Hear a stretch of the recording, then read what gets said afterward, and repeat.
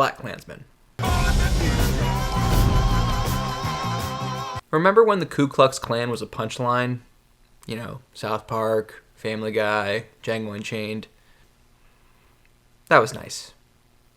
Anyway, BlackKklansman tells the true story of Ron Stallworth, in the movie played by John David Washington, the first black officer in the Colorado Springs Police Department. Assigned to the undercover division, he decides to just cold call up the Klan to open an investigation and infiltrate their organization, posing as a white man on the phone, and using a fellow officer named Flip, played by Adam Driver, for their face-to-face encounters. How do you propose to make this investigation? We'll establish contact over the phone.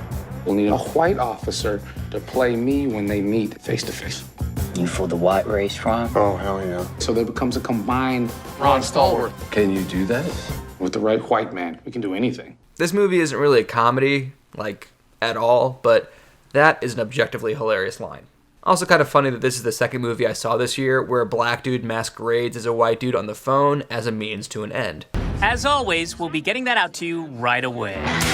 And yeah, even though BlackKklansman's title and premise is reminiscent of a classic Chappelle Show sketch, and it started life as a Jordan Peele project before Get Out took off and Jordan Peele became a way more in-demand director, and it seems on its face to be exactly the kind of thing Key and Peele would have done on their comedy sketch show, the movie is a pretty straight drama. It doesn't really treat the KKK as a punchline. Well, a little bit, because you kind of have to, but also not really.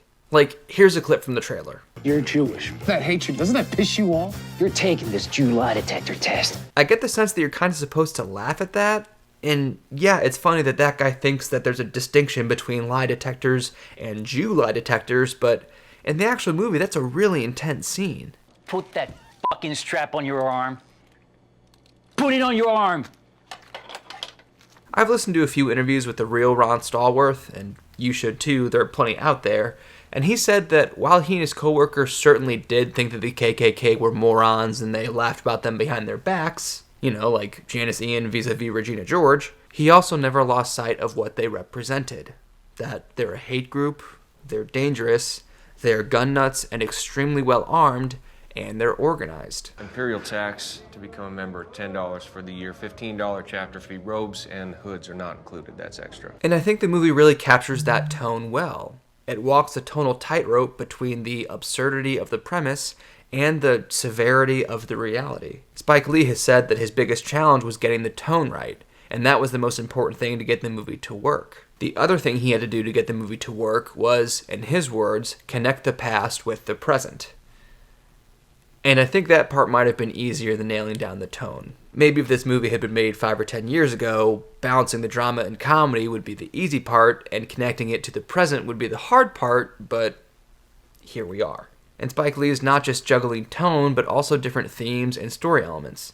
Ron has a blossoming romance with the president of the Black Student Union named Patrice, played by Laura Harrier, which is complicated by her lived experience of black people and police being at odds, and by Ron's duality of being both black and police. This is also a buddy cop movie of sorts, a very unique brand of one. It's also an undercover behind enemy lines story, and every time Flip is around Klan members, it's very, very tense. I didn't want to say what trap, but that pecker would have had a gun in my face. And he was an ass hair away from pulling the trigger. And he didn't. But he could have. And as mentioned, this is also explicitly a movie about someone breaking the color barrier, and Ron must always keep a cool head and be better than anyone else around him to get by. And sometimes that's a struggle. And while the movie doesn't explicitly connect this dot, it dances around the possibility that Colorado Springs PD only hired a black officer in order to infiltrate the black organizations of the area, like Patrice's Black Student Union, to keep an eye on them to make sure they weren't planning any violent attacks. Which is kind of how Ron got the idea to run the same game on the KKK.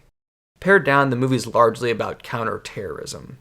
And along those lines, they apparently took some creative liberties with the third act climax, both to underscore the terrorism angle, but also so they could have a third act climax. It's fine, if not a little convenient. The KKK is planning an attack. The war's a coming. And to circle back, they kind of market it as a comedy, and they list comedy as one of its genres. And there's a prologue with some stunt casting that's played more for laughs than the rest of the movie, but overall, it's a movie that you wish was funnier, but is kind of too real to really laugh at. And it has a super powerful ending that quashes any doubts you might have had about how much you're intended to laugh at this. I saw this in a large, crowded theater, and I know the phrase "you could hear a pin drop" is cliche, but I can't think of another movie-going experience where that many people were that quiet as the credits started to roll. The ending really shocks you into silence. It's crazy powerful stuff. The opening shot of BlackKklansman is the famous crane shot from Gone with the Wind that poignantly ends with a waving Confederate flag. There's a scene in the movie where Klan members have a watch party of D.W. Griffith's Birth of a Nation, the movie whose heroic portrayal of the Klan is largely credited with the group's resurgence in the 20th century, and the movie that David Duke actually did use as a KKK recruiting tool in the 70s, not unlike how this movie portrays it. And there are a few clips and references to some blaxploitation movies, as those were really the only black movies made during this time period. By including all these historic cinematic references and their portrayals of race, Spike Lee is making a clear point about the power of movies, and in particular, how they can be used, for good or for ill, to shape culture and societal norms. And in BlackKklansman, particularly in its closing moments, Spike Lee wields that power.